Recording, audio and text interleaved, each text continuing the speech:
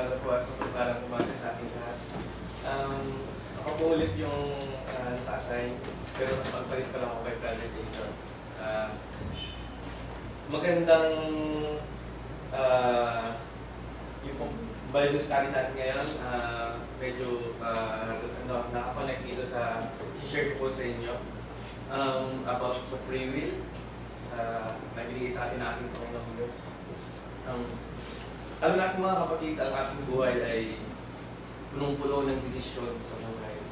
Merong malaking desisyon, merong maliit, merong isang desisyon sa buhay na lubhang makaka-apekto sa mga darating na panahon sa ating buhay. So, ito po yung lesson na gusto kong i-share sa bawat isa po sa atin sa umaga nito. Na-title is One Choice Can Change Everything. Na itong free will na ito na sinasabi na pinagkaloob sa atin nga na sinabi ni Brother Jason sa Deuteronomy chapter 30 verse 19. Sinasabi ko doon na aking tinatawag ang langit at ang lupa na pinakasaksi laban sa inyo sa araw na iyon na aking ilagay sa harapan mo ang buhay at ang kamatayan, ang pagpapala at ang sumpa. Kaya't piliin mo ang buhay upang ikaw ay mabuhay, ikaw at ang iyong bini. So nakalagay po dito na kung pipiliin ng bawat isa sa atin, pinapakita po sa verse na ito sa Old Testament na kung ang pipiliin natin ay ang buhay o pipiliin natin ay itong mga utos sa atin ating Panginoong Diyos.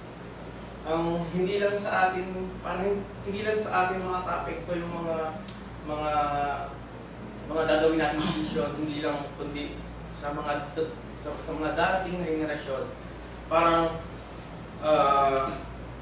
kung sa panahon natin ngayon, tayo bilang isang Kristiyano, meron tayong pamilya, meron tayong kumbaga dahil sa iyong desisyon na akala mo sobrang liit lang, pero hindi lang pala sa inyo yung makaka-apekto kundi sa lahat ng mga susunod na henerasyon.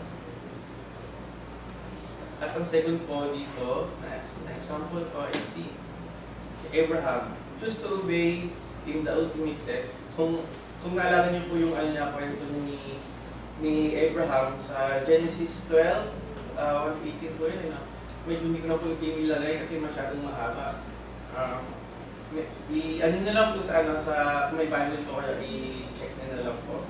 Yung choice nito ni Abraham, obey God's commands to offer Isaac as a sacrifice, even though Isaac was the promised heir. So yun yung sobrang napakahirap bilang isang ama. Kasi nung wala pa akong asawa, parang hindi ko mag-gets na ganun pala yung sinasabi ko sa mga verses na to na yung pag-sacrifice mo sa iyong anak. Tapos ngayon, nung meron akong anak, doon ko na-realize na sobrang hirap pala talaga nung isang magulang na i-sacrifice mo yung anak mo. Pero kay Abraham, hindi siya nagdalawang isip. At ang result, God stopped him and at the last moment, and provide Abraham himself. So nung time na yon, hindi niya pinabayaan ng Panginoong Diyos na dumating dugo sa kamay niya, na nagkaroon ng kamay niya. So ang mga blessing po doon is the true obedience means pleasing God above everything, even the most precious blessings. So ano po yung naging blessings doon kay Abraham? Nabigyan siya ng Panginoong Diyos ng blessings na siya yung magiging father ng lahat ng nila at magiging ang mayaman, malago sila. At ang pangatlo po naman ay si King Saul. Choosing his own way over God's command. Ito pong kwento na ito, makikita natin ito sa Samuel 15:23. Ang sinasabi sa kanya kasi ng Panginoong Diyos, lahat ng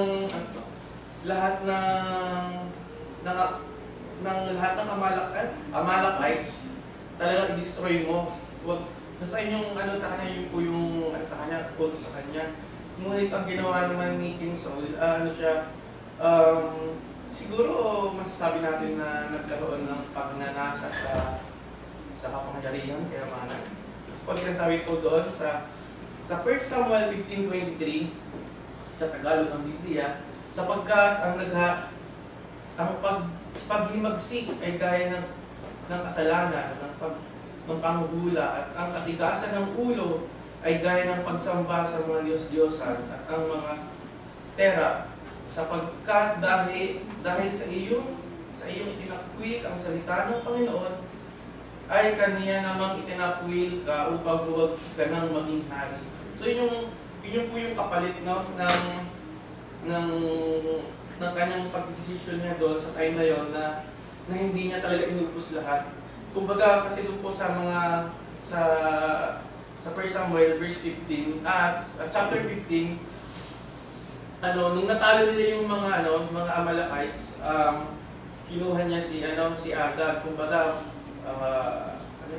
in-spare niya yung buhay niya, hindi niya pinatay yung leader nila. Tapos nakita niya na magaganda yung mga baka, magaganda yung sheep. Kinuha niya ngayon. Hindi niya sinunod ang Panginoong Diyos sa tanong to. So ang nangyari dito, hindi na siya naging hari nung panahon yun, at tinatala siya ni David. At yung personal niya po dito, disobey God's instruction regarding Amalekites and the result, loss of his kingdom, kasi hindi na po siya naghari noon. At ang lesson is, partial obedience is disobedience in God's eyes. So, nung po namang inutusan siya na atakihin ang mga Amalekites, ginawa naman niya. So, nananalo sila.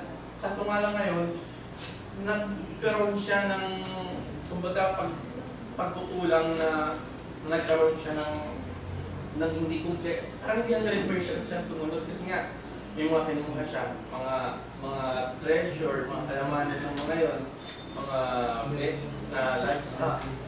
Kaya dapat pala 100% nagiging obedience tayo sa ating Panginoon Diyos. So yun yung isa sa pinaka dapat nating alalahanin, na kung tayo ay gagawa ng isang desisyon sa buhay, dapat is 100% nakakalugod sa Panginoong Diyos. At yung pang-apat, si Moses. Yan. Kung maano naman natin si Moses, di ba? Kilala natin siya. Siya yung naglabas sa mga Israelites from Egypt, papunta sa Promised Land, sa Canaan. Moses, choosing God's purpose over human. Kasi po, di ba, alam naman natin si Moses, nandun na siya sa isang makapangyarihang pamilya. Siya ay parang isa na siya sa mga Egyptian. Pero sa tawag ng Panginoong Diyos na kanyang iligtas at ilabas ang mga Israelita, yun yung pinagpalit niya. Yung mga kayamanan, power, yung mga kayamanan, at dahil doon sa kanyang ginawa na to, makikita po natin doon sa Hebrew 11 verse 24 to 25. At sinasabi po doon, 24, by faith Moses, when he had grown up, refused to known as the son of Pharaoh, Pharaoh's daughter. And 25, he chose to be mistreated along with the people of God rather than to enjoy the fleeting pleasure of sin. Na makikita po natin dito na ang laki ng pinagpalit ni Moses. Hindi lang siya, kumbaga parang hindi lang siya basta kumbaga basta papamanahan lang siya ng ganito, bahay, lupa na yung kasi doon ay na pinag-uusapan niya parang kingdom na doon kasi sa sobrang laki ng sakop ng